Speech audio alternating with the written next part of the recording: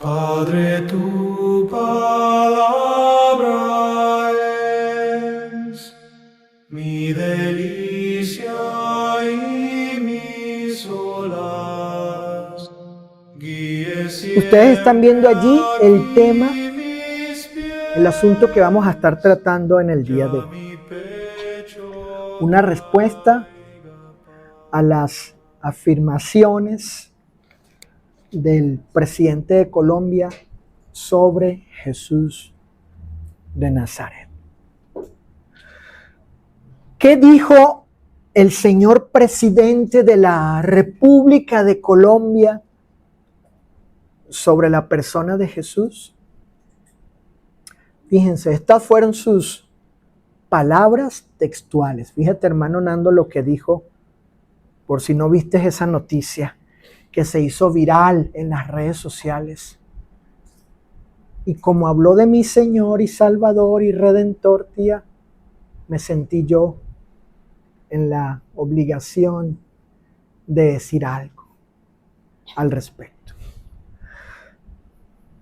¿Qué dijo?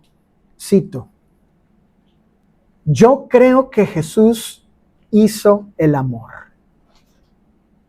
Claro que él está ahí está empleando un eufemismo para hablar de relaciones sexuales.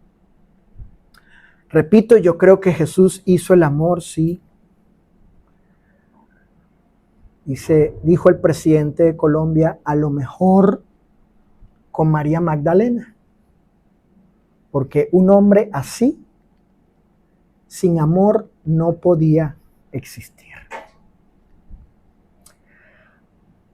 A estas declaraciones, el presidente de Colombia jamás se retractó ni las aclaró. Así dejó en evidencia la intención de sus palabras en un discurso público que hizo.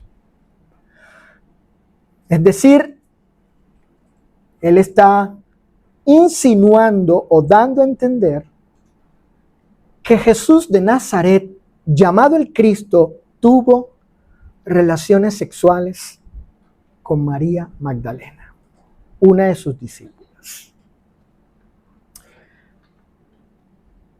Por supuesto, no faltará quien acepte sus palabras como verídicas por el simple hecho de ser el presidente de una nación. Pero significa que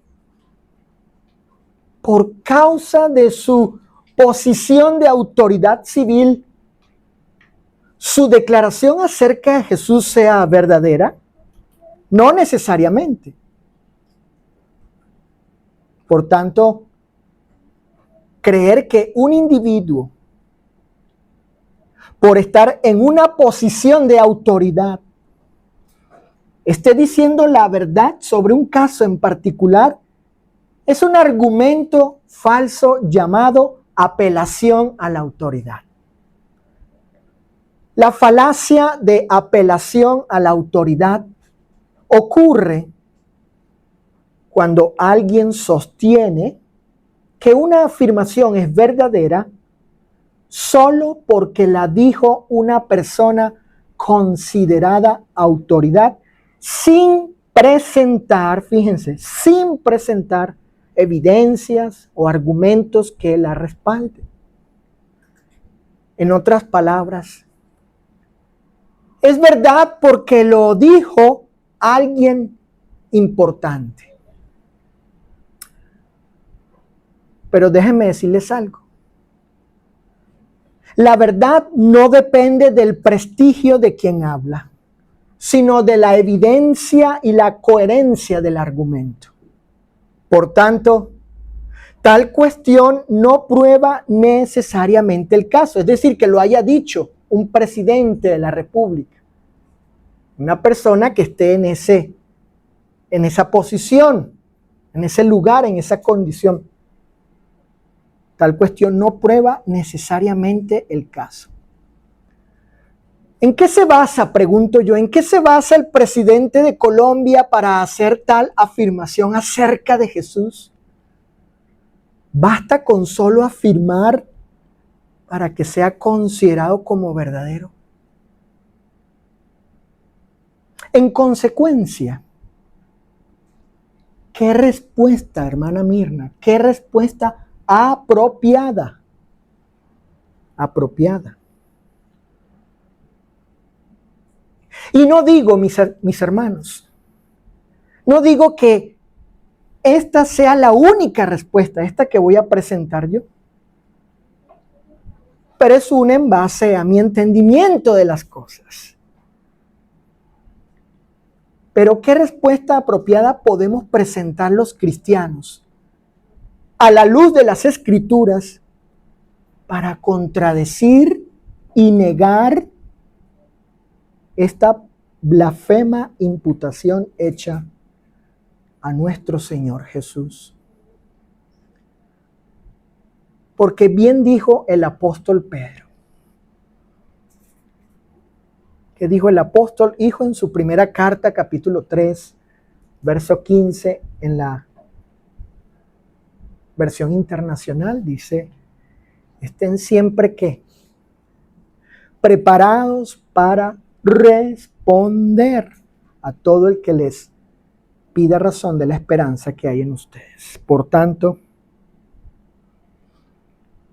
aquí les presento, les voy a presentar en este sermón, en esta predicación, según mi entendimiento, dos argumentos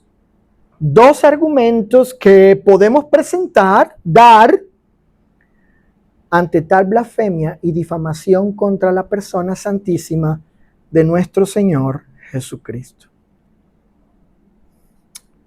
Primer argumento, fíjense, o primera explicación, o primera respuesta que podemos darle. Bueno, primero a nosotros mismos, ¿verdad? Y luego a las personas en un dado caso.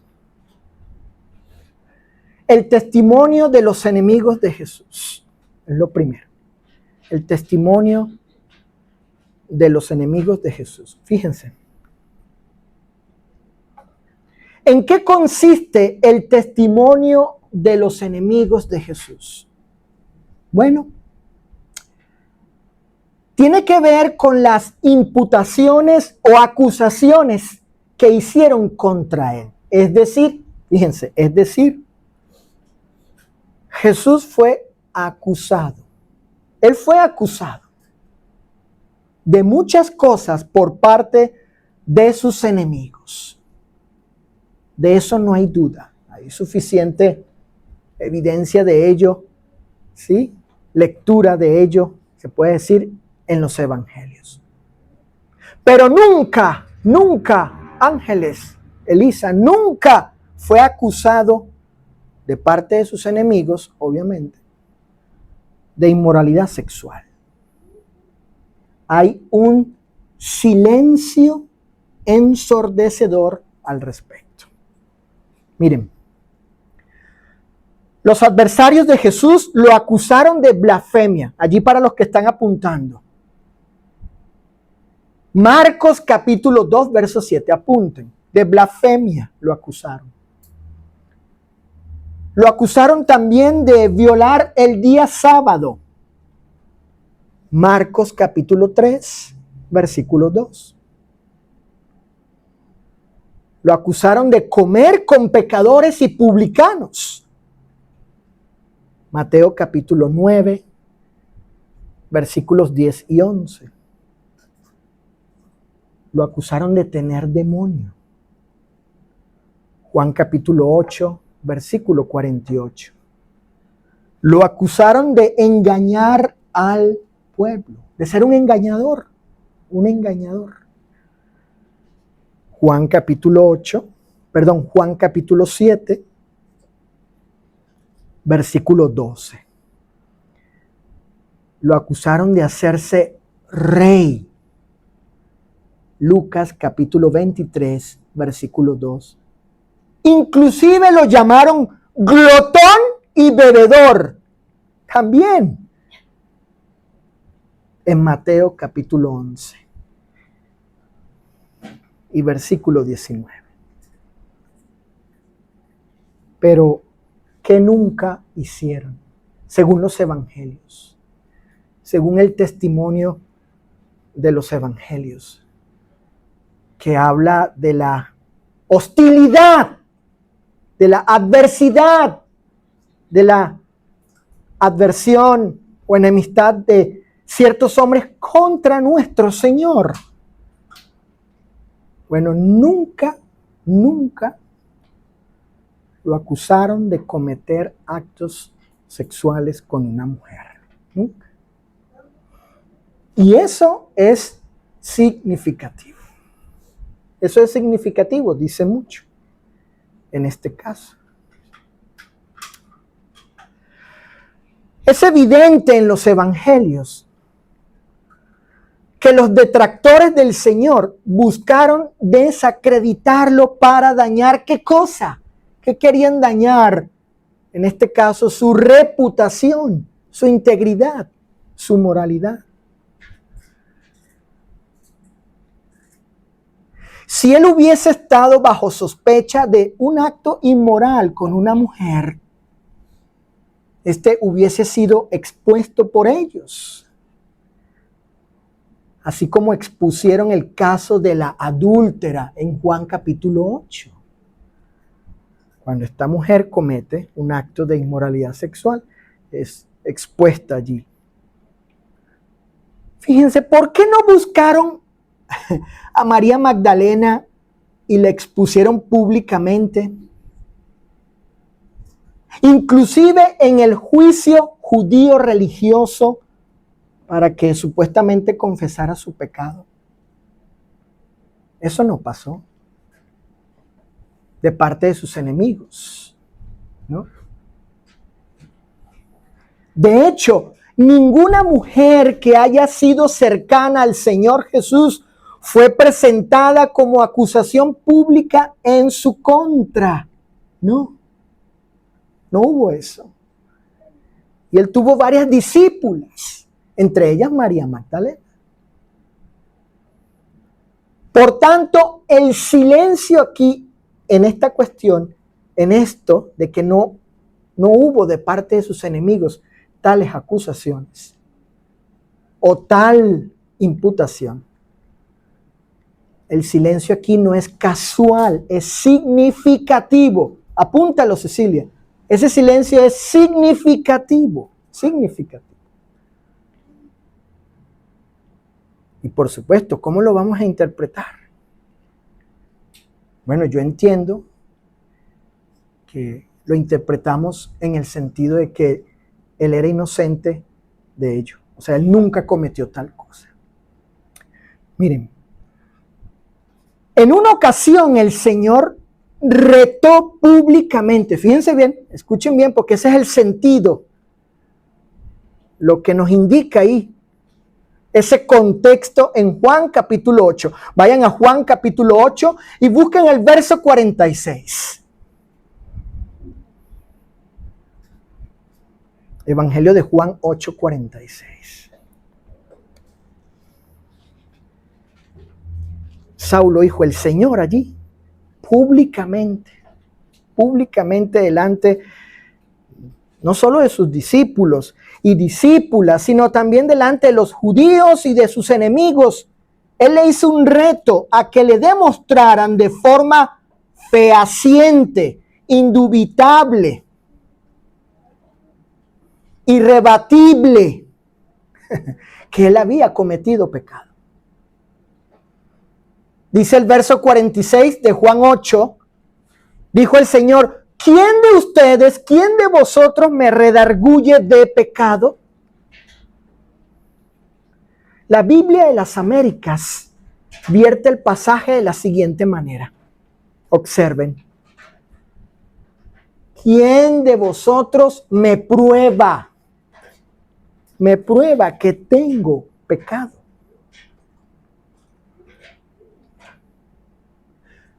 Fíjate, Dianita, Patti y Francisco, Nando, este detalle, fíjense. La palabra griega que aparece en el Nuevo Testamento, la palabra griega, la palabra original, alfa, que es traducida al castellano por redarguir, ese verbo implica demostrar culpabilidad mediante evidencia objetiva. En un contexto de debate público y acusación, el reto de Jesús tiene carácter forense, es decir, legal o judicial. Fíjate, tía, no invita a sospechas, sino cuáles son las pruebas, las evidencias que demuestran esto, sin lugar a dudas. El hecho de que no se presente evidencia refuerza la ausencia de cargo comprobable. Interesante. Jesús está pidiéndole a los judíos que le prueben irrefutablemente que él ha cometido pecado. No está preguntando si alguien sospechaba o solo afirmaba que él había pecado, no. Él está diciendo, prueben. Prueben con evidencias contundentes que yo he pecado, yo he hecho lo malo. Es un reto público, mis hermanos, allí, delante de todos. Y lo hace por la seguridad que tenía Jesús acerca de sí mismo. Él sabía quién era, muy bien. Y sabía la calidad moral de su persona, su impecabilidad. Escuchen esto. Jesús con este reto, en este sentido, como lo acabo de explicar, no temía ni evitó, Sofi, el escrutinio público. ¿No?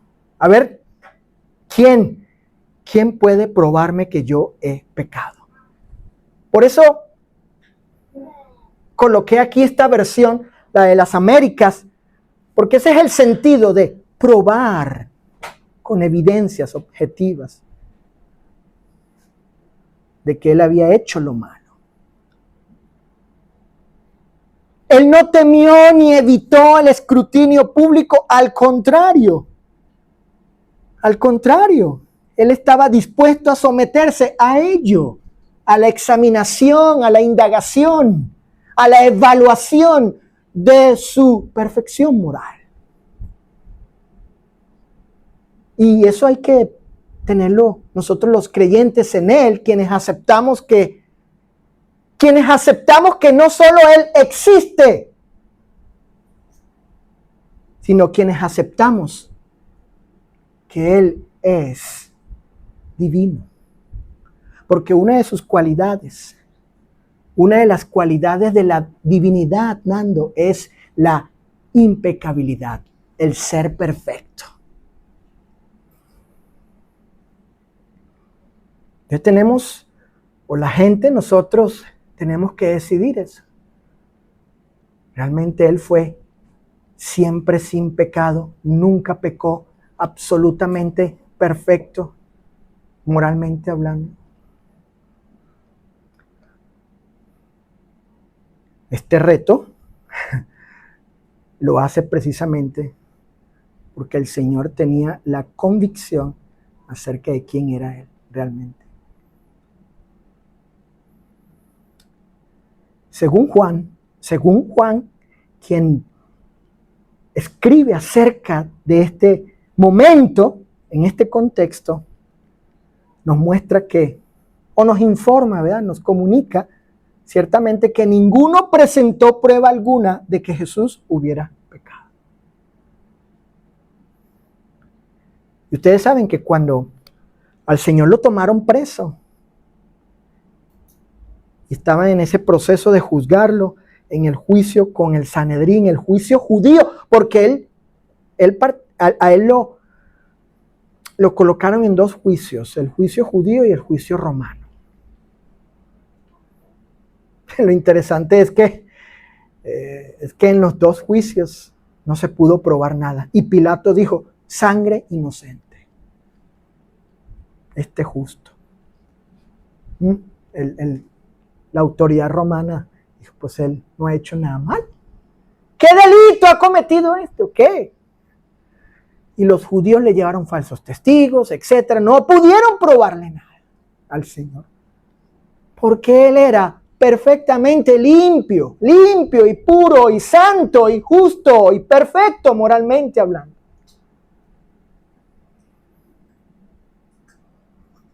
Tengamos en cuenta que el momento de confrontación, cuando el Señor reta públicamente a los judíos a demostrar que Él ha pecado, fíjense, ese momento cuando Él hace el reto, Pati, Alfa, Anita, ese momento de confrontación, de debate allí, ¿sí? Con los líderes religiosos, y Él hace el reto, era el momento propicio para imputarle públicamente cualquier pecado de índole sexual. Y en particular por ser Jesús un rabino o maestro de las Escrituras, de quien se esperaba pureza moral. En esa ocasión de Juan capítulo 8, solo le acusaron ¿de qué cosa? Y públicamente de ser samaritano. Versículo 48 de Juan 8. Y lo acusaron de tener demonio. Dice Juan 8:48. Respondieron entonces los judíos y le dijeron, ¡ja! ¿No decimos bien nosotros que tú eres samaritano y que tienes demonio? Esas fueron las acusaciones que le hicieron a él. ¿Qué implicaba, hermana Mirna, ser acusado de samaritano? Una persona impura.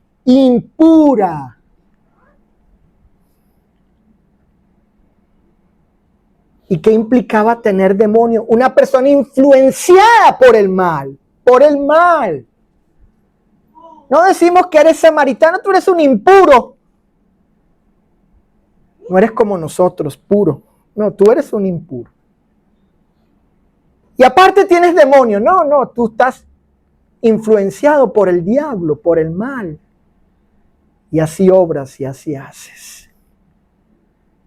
Bueno, en ese momento hubiese sido el momento propicio para acusarlo de algún pecado de índole sexual con una mujer, pero no. Si hubiese sido cierto que Jesús tuvo algún tipo de relación inmoral con una mujer,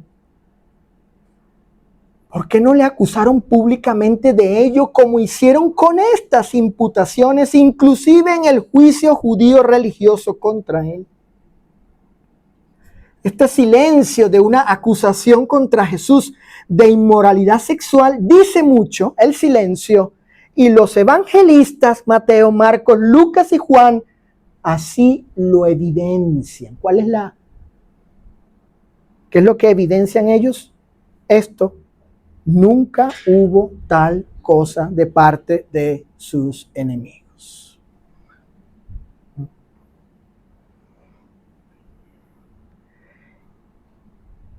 Y ese sería el primer argumento, la primera explicación, la primera respuesta que yo les propongo aquí. No digo que sea la única, en base a mi comprensión y entendimiento de este asunto, que podamos decirle a alguien, ¿verdad?, al respecto. Los enemigos de Jesús nunca lo acusaron de ello, teniendo ellos la oportunidad, el momento, la ocasión, etc. ¿No te parece ese silencio algo llamativo? Digo, si alguien nos pregunta, si yo tuviera la oportunidad de hablar con el señor presidente de la República de Colombia, le diría eso. Señor presidente, ¿no le parece este silencio significativo? Segundo argumento, el testimonio de los apóstoles de Jesús. El testimonio de los apóstoles de Jesús. ¿Cuál es el testimonio de los apóstoles acerca del Señor Jesús y de su impecabilidad como Hijo de Dios? Si Jesús es el Hijo de Dios, tenemos que comprender y aceptar que al atribuirle a Él ser el Hijo de Dios, estamos diciendo, tía, Él es inmaculado, es sin pecado, porque ese es uno de los atributos, Elisa, de ser el Hijo de Dios, que significa igual a Dios. Solo Dios, Ana Patricia, es sin pecado en sentido absoluto, total y perfecto. Por consiguiente, si Él es el Hijo de Dios, significa que Él es Dios. Luego, Él es sin pecado. ¿De cuál es el testimonio? ¿Cuáles son? ¿Qué es lo que testifican los hombres que estuvieron ahí cerca de Él, al lado de Él, quienes le conocieron a Él allí personalmente? Y el testimonio del apóstol Pablo de un enemigo de Jesús, de uno que fue incrédulo, o sea, él no creía nada de lo que los evangelistas afirman era Jesús. O sea, incrédulo, y enemigo, perseguidor, etc. Miren, Mateo afirma que Jesús fue tentado por el diablo, pero ¿qué? Sin pecar. En el Evangelio de Mateo, capítulo 4, versículos del 1 al 11. Eso dice el evangelista. No pecó. El apóstol Pablo afirma que Jesús no conoció o no experimentó el pecado. Noten, segunda carta a los Corintios, capítulo 5, verso 21, dice el mismísimo perseguidor o ex perseguidor de la iglesia, el ex incrédulo de Cristo. Este hombre llegó a tener la convicción, porque él no creía eso, pero llegó a tener la convicción, la certeza en sí mismo, la creencia fuerte, resuelta y firme. Fíjate, Mirna, que dice, tía, dice, al que no, ¿qué dice allí? No conoció pecado. Y la construcción gramatical, tía, es interesante porque indica, la idea es, nunca pecó. Esa es la idea. En un sentido perfecto. El apóstol Pedro afirma que Jesús no cometió pecado. Primera de Pedro 2:22 dice, el cual no hizo o no practicó el pecado. O pecado, no transgredió nunca, ni violó la ley de Dios, en ningún sentido. Primera de Pedro 2:22. Y ahí en sus notas, Dianita, puedes agregar Primera de Pedro 1:19. No lo tengo aquí proyectado, pero anótenlo. Primera de Pedro 1:19. Donde se habla que Él es el Cordero sin mancha y sin contaminación. Eso es impecabilidad. El apóstol Juan afirma que no hay pecado en Él. Vean el texto. ¿Qué es lo que no hay? Porque nunca lo hubo, ni lo habrá. La idea es en el tiempo presente continuo. No hay qué cosa, que no se halla en Él. Es la idea allí. No hay pecado. ¿En quién? En Él. No es que no hay pecado cuando ascendió, es que nunca lo hubo. No hay esa cosa, no hay. No se le puede encontrar. Particularmente en su encarnación. Y en la carta a los Hebreos, el testimonio de este escritor inspirado dice que este sacerdote, este sumo sacerdote, perdón, era sin pecado. Hebreos 4:15. Sin pecado. Hermanos míos, ese es el testimonio que uno puede presentar. Hay más pasajes donde uno puede, donde está implicada esa verdad. Hay más contextos, más capítulos y versículos, más textos, donde esta verdad de la impecabilidad de Jesús está implicada allí. Esa verdad está allí. Pero estos son de una afirmación clara, ¿verdad? Son pasajes explícitos acerca de la impecabilidad del Señor. Ahora fíjense, ¿por qué podemos creer y confiar en el testimonio histórico de los apóstoles?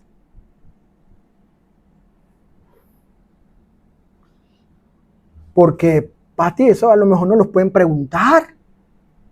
Ni Ángeles, ¿no?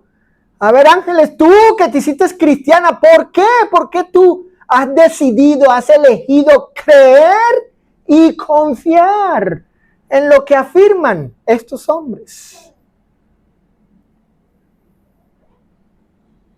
Bueno, aquí les voy a comunicar algunas razones que en lo personal, y yo creo que son razones convincentes para uno concluir que uno puede creer y confiar en lo que estos hombres testificaron acerca de Jesús. La primera razón es porque fueron testigos de primera mano.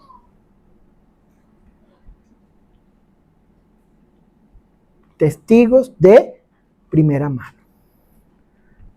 Juan capítulo 15, verso 27. En el Evangelio de Juan capítulo 15, versículo 27, dice la Escritura: y ustedes, importante, ojo, ese vosotros, Francisco y Saulo y Nando, ese vosotros en este contexto es a los apóstoles, no se refiere a nosotros. Hay que respetar el contexto siempre. En este contexto, y vosotros, quienes los apóstoles, ya no estaba Judas allí, daréis testimonio también. ¿Por qué, Anita? ¿Por qué? Ahí está la respuesta. ¿Por qué? Porque ellos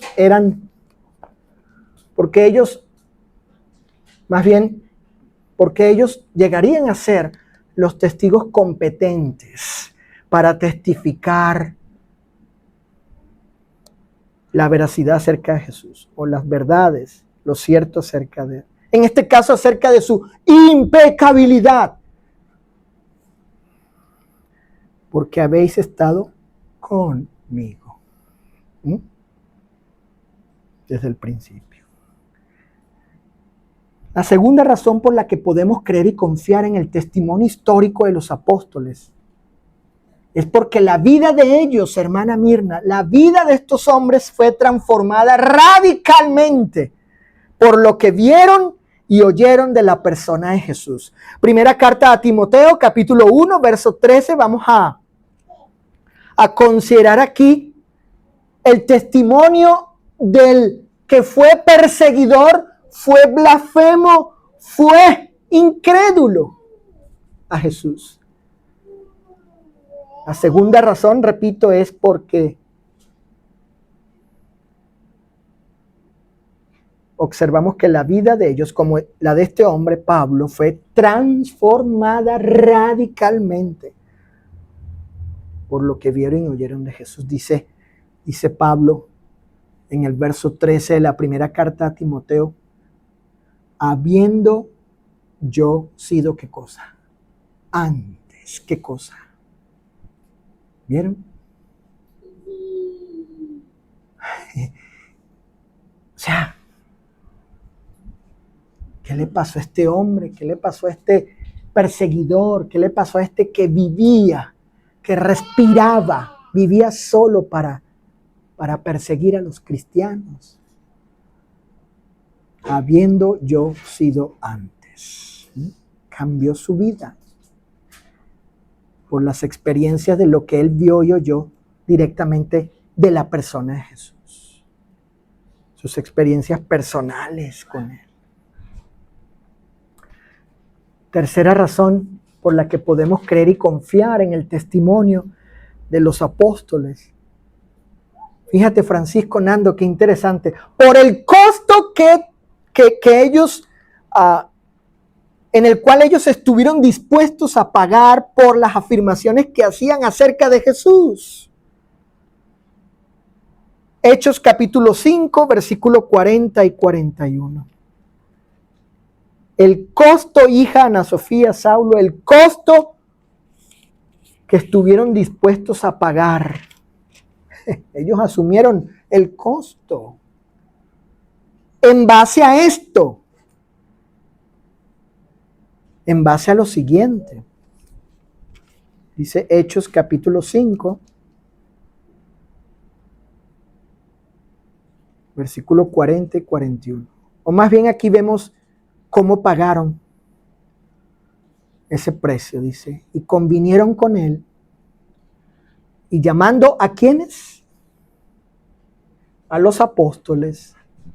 Después de azotarlos, les intimaron que no hablasen en el nombre de Jesús y los pusieron en libertad, y ellos salieron de la presencia del concilio gozosos de haber sido tenidos por dignos de ¿qué cosa?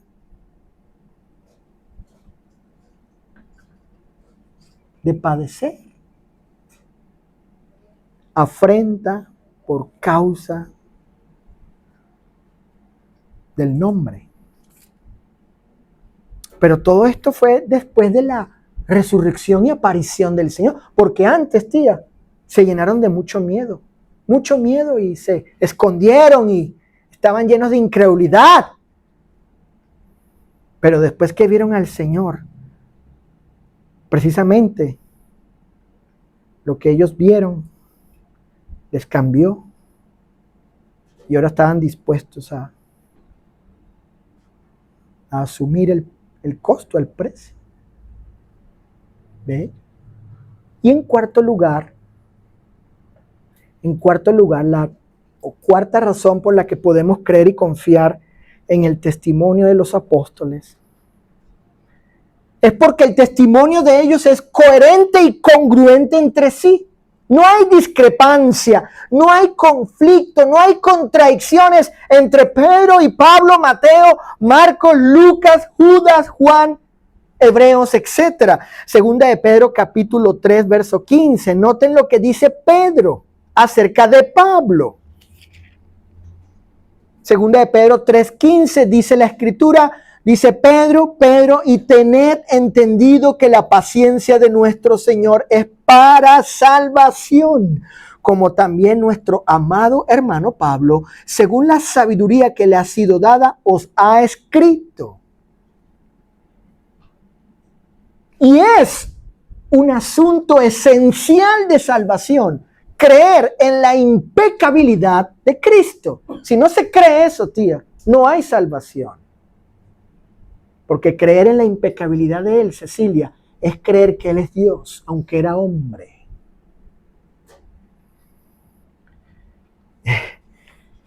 Y por lo tanto, lo que Pablo afirmaba, pues era igual que lo de Pedro era igual. Podemos creer y confiar en el testimonio de ellos porque es coherente, consistente, concuerda lo que ellos afirmaron acerca de Jesús.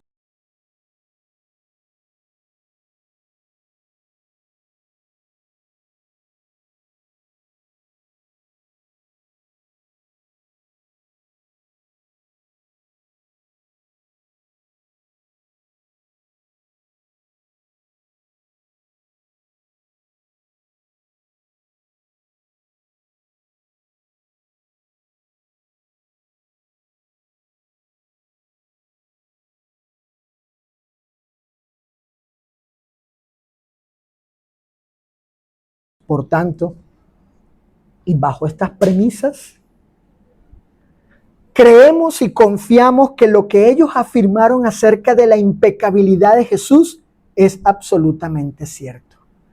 Él es ¿qué cosa? Él es ¿qué cosa? Él es el Dios inmaculado, hecho ¿qué? Hombre. Él es el Dios inmaculado, sin mácula, sin mancha, sin contaminación, o sea, sin pecado, hecho hombre. Cristo nunca tuvo ninguna relación pecaminosa con ninguna mujer.